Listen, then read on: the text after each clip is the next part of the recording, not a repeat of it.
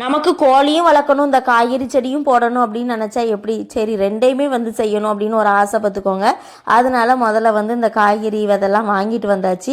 First இந்த கீரை விதைக்கு தான் ரெடி பண்ணிகிட்டு இருந்தேன். கொஞ்சம் மண்ணோட கலந்து அப்படி மிக்ஸ் பண்ணி நம்ம தூற்றி விட்டோம்னு வச்சுக்கோங்களேன், கொஞ்சம் லைட்டாக லேசாக தண்ணி தெளிச்சோம்னா சூப்பராக அந்த கீரை வந்து அட்டகாசமாக வளர்ந்துரும் பார்த்துக்கோங்க.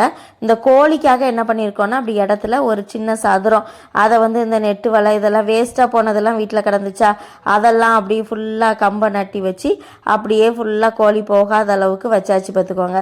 இனிமே வந்து இந்த உள்ளுக்குள்ள செடி வந்து நல்லா வரும் அப்படிங்கிறதுக்காக இப்போ வந்து நான் அந்த மற்ற இந்த வெள்ளரிக்காய் இந்த மாதிரி விதைகளை உள்ளுக்குள்ள போட்டுட்டு கூடையே இந்த கீரை விதையும் உள்ளுக்குள்ள போட்டு வச்சுருக்கேன் பார்த்துக்கோங்க.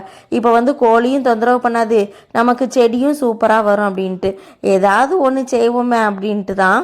நம்ம என்ன வேலை செஞ்சாலும் கரெக்டாக செய்யணும்ல. அப்படியே இந்த வயக்காட்டில் வேலை செய்கிறவங்க எப்படி கரெக்டாக ப்ராப்பராக செய்வாங்களோ அதே மாதிரி ஓரளவுக்கு என்னால் முடிஞ்ச அளவுக்கு கரெக்டாக எல்லா வேலையும் செஞ்சுட்டு வந்துட்டேன் பார்த்துக்கோங்க.